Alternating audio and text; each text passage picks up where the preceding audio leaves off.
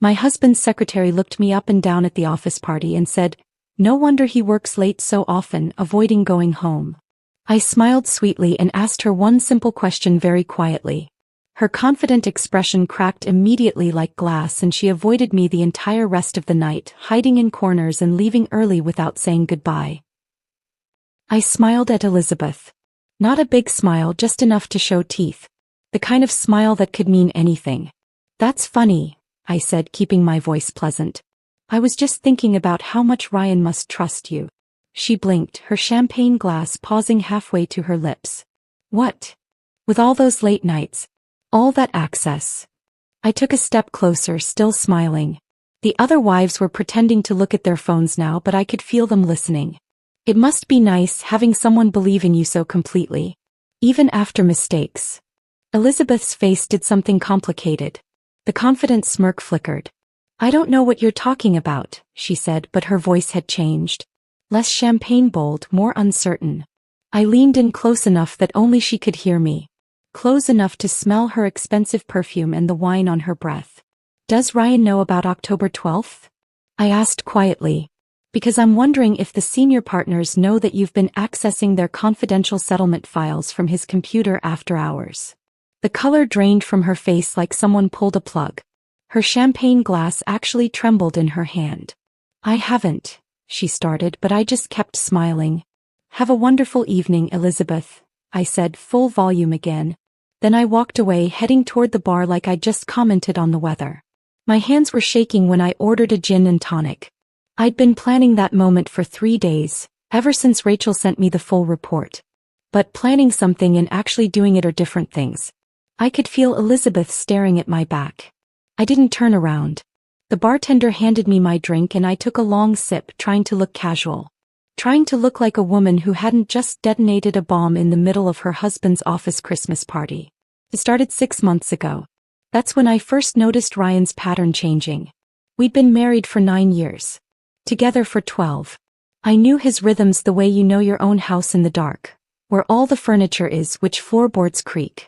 He was a corporate attorney at Mitchell & Harrison, one of those mid-sized firms that does well enough that everyone drives nice cars but not so well that they make the news. He worked hard. He always had. Late nights were normal. But 6 months ago the late nights changed flavor. Before, he'd come home tired and distant, smelling like coffee and printer toner.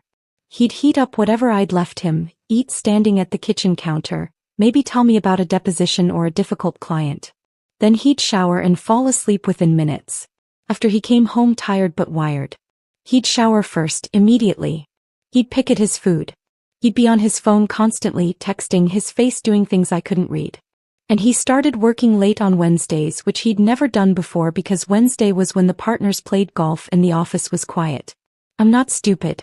I know what those signs usually mean. So I did what you're supposed to do. I checked the credit cards. I found hotel charges from the Marriott downtown. 3 of them, all on Wednesday afternoons over the span of 6 weeks. The charges stopped after that, but by then I'd already started investigating. I hired Rachel on a Tuesday morning in October, sitting in her small office above a bail bondsman in a strip mall 40 minutes from my house. She looked exactly the same as she had in college, just with better clothes and reading glasses.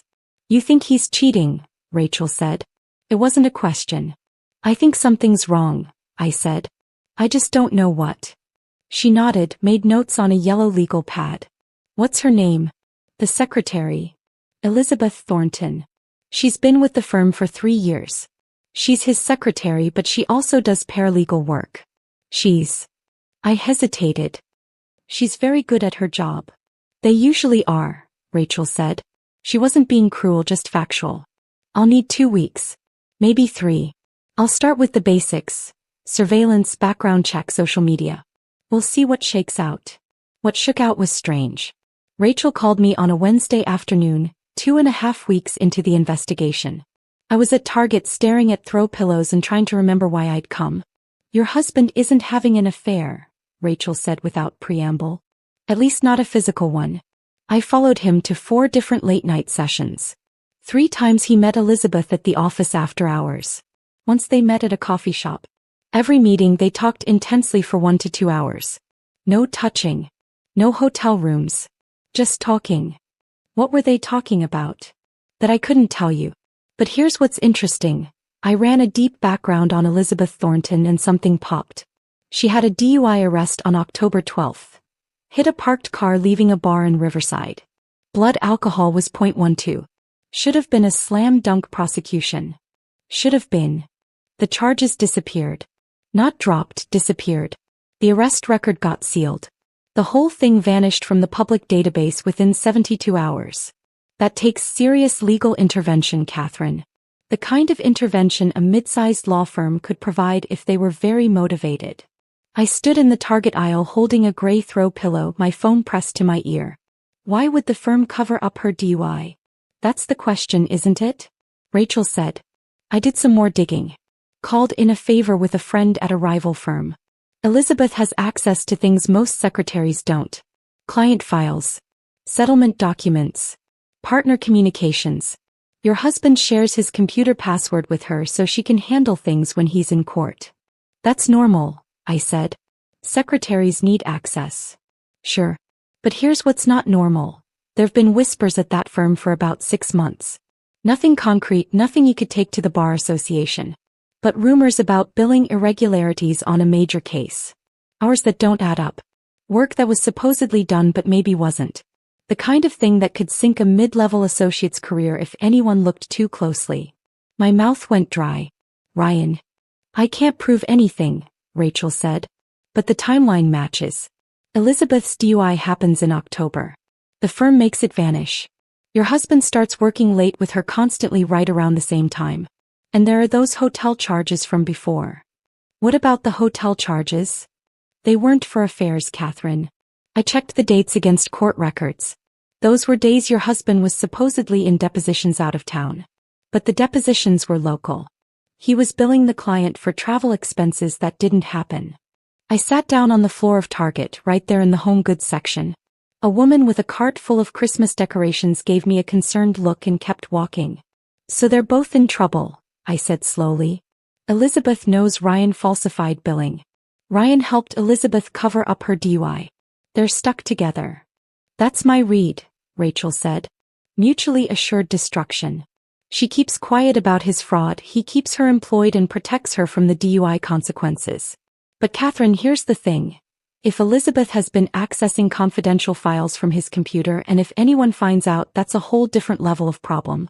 That's a breach of client confidentiality. That's disbarment territory for everyone involved. Does she have access to confidential files? I can't prove she's actually accessed anything, Rachel said. But she has his password. She's there after hours. And a secretary with a secret that big? She's either playing it completely safe or she's taking advantage. My money's on the latter. That was 3 weeks ago. Since then I'd been watching. Waiting. Trying to figure out what to do with information that felt like holding a live grenade. Ryan didn't know I knew anything. He came home late on Wednesdays. He was distracted, irritable, always on his phone. We barely talked anymore. We hadn't had sex in 2 months. When I tried to ask him what was wrong, he said he was stressed about work and I should be more understanding. At night, lying next to him in the dark, I'd think about confronting him privately. But what would that accomplish? He'd deny everything, or he'd confess and beg me to keep quiet, or he'd somehow make it my fault for not trusting him. The problem wouldn't go away. Elizabeth would still be there, still working late with him, still holding leverage over both of us. But if I was going to do this, I needed to do it right. The Christmas party was perfect. Public enough that Elizabeth couldn't make a scene, but intimate enough that the right people would notice. The senior partners would be there. Ryan's colleagues. Everyone who mattered. I just needed the right moment. And then Elizabeth handed it to me on a silver platter by insulting me in front of witnesses. I stayed at the bar for 10 minutes, nursing my gin and tonic. From where I stood, I could see Elizabeth across the ballroom. She'd moved away from the cluster of associates' wives. She was standing alone now, her champagne glass empty, her face pale. She kept glancing toward Ryan, who was still talking to his managing partner, oblivious. Good. Let her stew. Jennifer, one of the other wives, materialized at my elbow. She was married to Brian, one of Ryan's fellow associates. We'd done the polite chit-chat routine at these events for years without ever becoming actual friends. Are you okay? Jennifer asked quietly. That was Elizabeth shouldn't have said that. I'm fine, I said smiling. Just needed a drink. She's been drinking a lot tonight, Jennifer said, glancing toward Elizabeth. More than usual. I think the holidays stress her out. Must be hard, I said, being indispensable to so many people. Jennifer gave me an odd look, like she wasn't sure if I was being sincere or sarcastic. She does work really hard. Brian says Ryan would be lost without her. I'm sure he would be. Dinner was called then. Everyone started moving toward the tables, finding their assigned seats. The firm did the Christmas party properly. Seated dinner, assigned tables mixing partners with associates, spouses strategically placed to facilitate conversation. I'd been to 7 of these. I knew the drill. Ryan appeared at my side as we headed toward our table. Having fun? He asked. His tone was neutral, but there was tension in his jaw. Wonderful party, I said. The hotel did a beautiful job with the decorations. What did you say to Elizabeth? He asked, voice low. I complimented her. Why? She looks upset. Does she?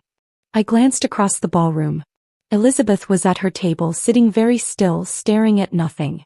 Maybe the champagne isn't agreeing with her. Ryan's hand found my elbow, gripped just a little too tight. Catherine, what did you say? I stopped walking and looked at him directly. She insulted me, Ryan. She made a joke about you avoiding coming home. In front of other people. I simply reminded her that trust is important in a professional relationship. His face went through several expressions very quickly. Confusion, then understanding, then something that might have been fear. We'll talk about this at home, he said. We certainly will, I agreed. Our table was near the front of the ballroom. Ryan and I were seated with one of the senior partners, Thomas Mitchell, the firm's name partner, and his wife Margaret. Also at the table were 2 junior associates I didn't know well and their spouses. Everyone was polite, smiling, performing the ritual of firm holiday cheer. Elizabeth was 3 tables away. I could see her if I tilted my head slightly. She wasn't eating. She was drinking water now, no more champagne. Every few minutes she'd pull out her phone, look at it, put it back down. Catherine, how have you been? Margaret Mitchell asked. She was in her 60s, elegant, wearing pearls. We haven't seen you at the firm events lately. Just busy with work, I said. I taught high school English, which always seemed to surprise people at these events, like they expected all the wives to be stay-at-home mothers or interior decorators. End of semester is always chaotic. I don't know how you do it, Margaret said. Teaching teenagers. That must be exhausting. It has its challenges, I agreed. But at least teenagers are usually honest about what they're thinking. Even when they're lying, you can tell. Ryan's water glass clinked against his plate. Small sound, but I felt him flinch. Thomas Mitchell launched into a story about a case the firm had just won, some corporate dispute that netted a huge settlement. Everyone listened and nodded and laughed at the right moments. I picked at my salmon. Across the ballroom, Elizabeth's phone buzzed. She looked at it and her face went even paler. Ryan excused himself to use the restroom. As soon as he was gone, Thomas Mitchell leaned toward me with a conspiratorial smile. Ryan's doing excellent work lately, he said. Really excellent. We're very pleased with his billables this year. That's wonderful, I said. My smile felt painted on. He puts in the hours. That's what separates the good associates from the great ones. Dedication. He certainly works late a lot, I said lightly. That he does. Lucky man, having a wife who understands the demands of the profession. I wondered what Thomas Mitchell would say if he knew those billable hours included phantom travel expenses and maybe work that was never actually done. I wondered what he'd say if he knew his firm had covered up a DUI for a secretary who might be accessing confidential client files. But I just smiled and said, I appreciate that he loves his work. Ryan came back from the restroom looking worse than when he'd left. He sat down heavily, reached for his wine glass. His hand wasn't quite steady. Dessert arrived. Chocolate mousse with raspberry sauce. I ate mine slowly, savoring it. Elizabeth, 3 tables away, pushed hers around her plate without taking a bite. Then she stood up. Everyone was still eating, still talking. But Elizabeth stood up, grabbed her purse and walked quickly toward the ballroom exit. Not quite running, but close. Several people glanced up, noticed. Ryan definitely noticed. His face went tight with panic. Excuse me, he muttered, standing. Where are you going? I asked. I'll be right back. He followed Elizabeth out of the ballroom. I counted to 30, then excused myself as well. Margaret Mitchell gave me a knowing smile, like she thought I needed to powder my nose or something equally quaint. The hallway outside the ballroom was quiet, elegant, carpeted. I could hear voices coming from around the corner, near the hotel's coat check. Ryan's voice low and urgent. Elizabeth's voice higher, strained. I walked slowly, my heels silent on the carpet. Stopped just before the corner where I could hear but not be seen. Knows something, Elizabeth was saying. I don't know what, but she knows. Ryan, she mentioned October 12th. She knows about the arrest. That's impossible. It was sealed. Nobody knows about that except the firm. Except Thomas. Except whoever he paid to make it disappear. Maybe somebody talked. Maybe.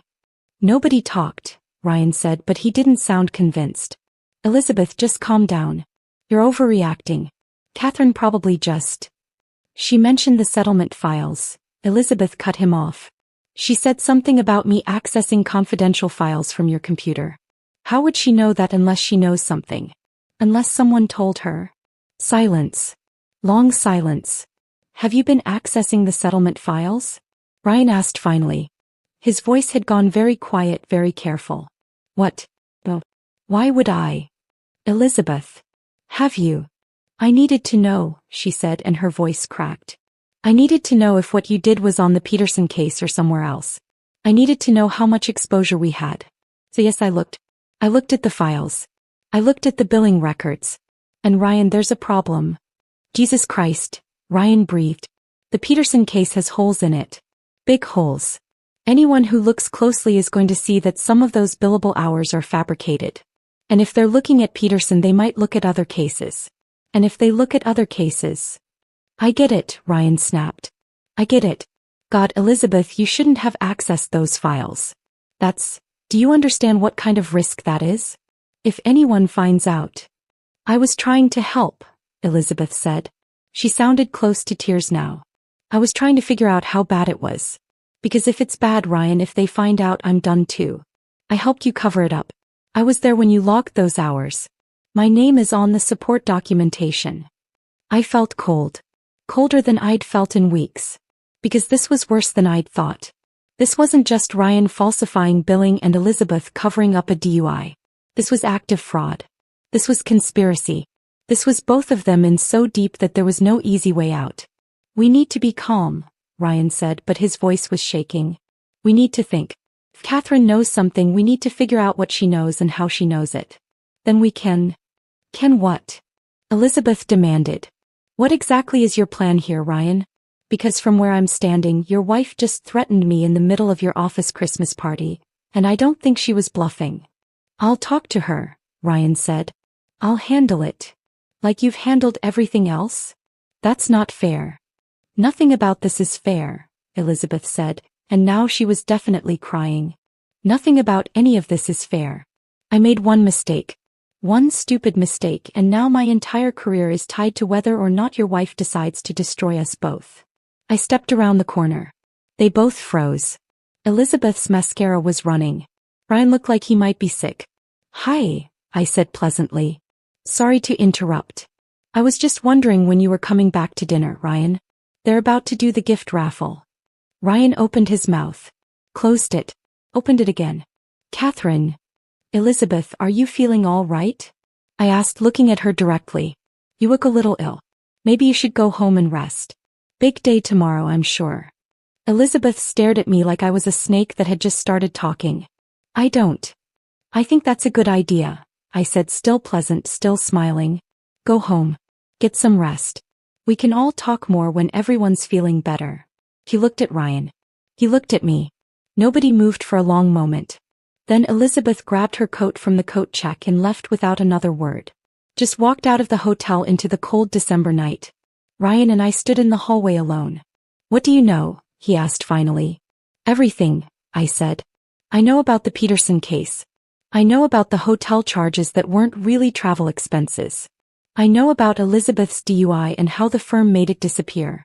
I know about the files she's been accessing. I know all of it, Ryan. His face crumpled. For a moment he looked like he might cry too. How? Does it matter? Catherine, please.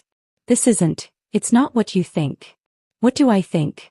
I made mistakes, he said. I was under pressure. The firm expects these billable hours and sometimes they're just not there, and I thought I could smooth things over, just a little padding here and there, nothing major. But then it got complicated and Elizabeth found out, and then she had her arrest and I helped her because she was going to lose her job, and then we were both stuck, I finished. He nodded miserably. Here's what's going to happen, I said. My voice was calm level.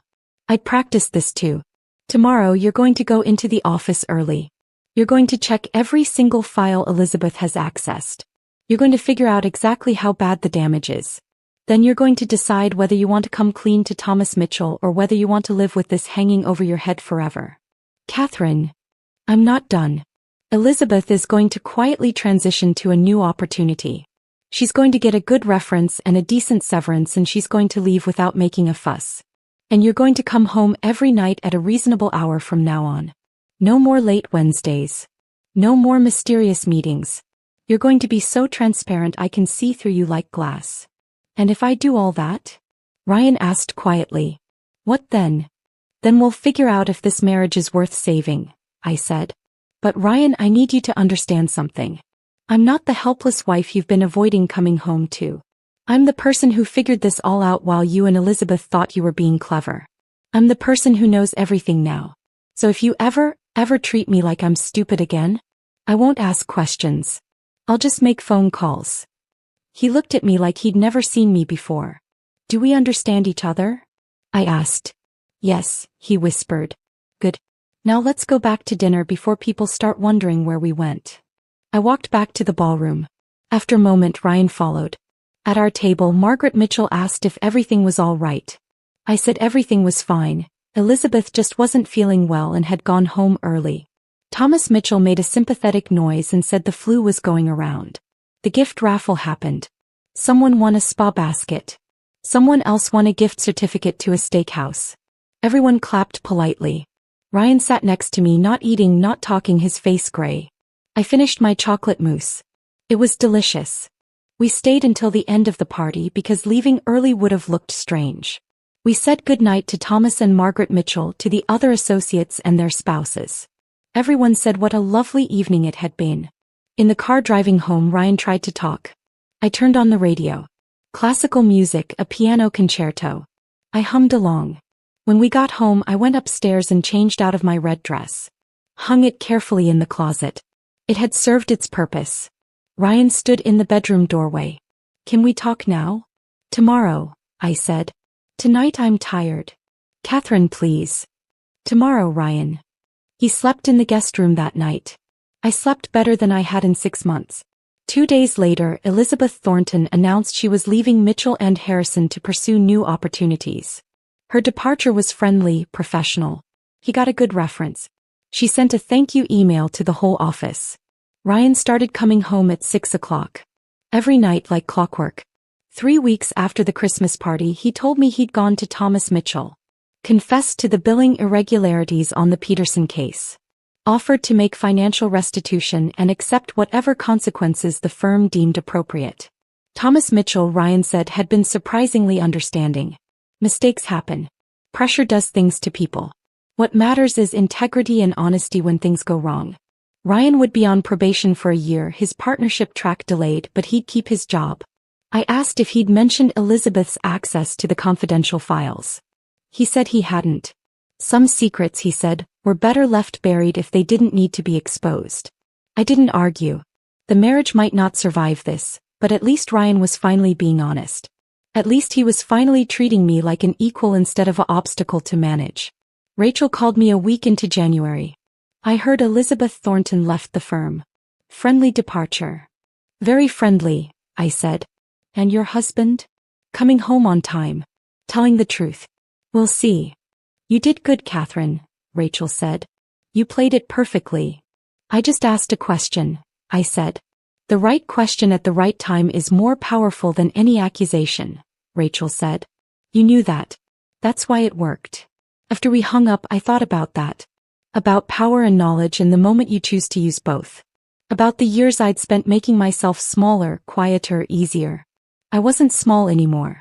And if Ryan wanted this marriage to work, he was going to have to learn to live with a wife who knew how to ask the right questions. What would you have said to Elizabeth? Drop your favorite moment from Catherine's power move in the comments below. If you loved watching her reclaim her dignity, hit that like button and subscribe for more stories about women who refuse to stay silent. Your support means everything.